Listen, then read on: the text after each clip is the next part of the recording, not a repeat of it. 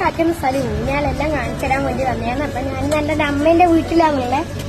അങ്ങ് താഴെ പോയി കഴിഞ്ഞാൽ കണ്ടാണ്.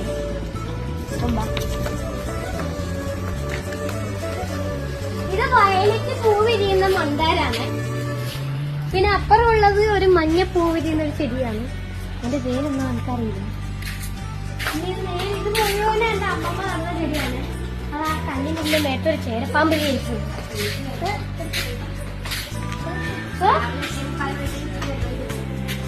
ഇതാണ് എന്റെ ഉണ്ണാൻ.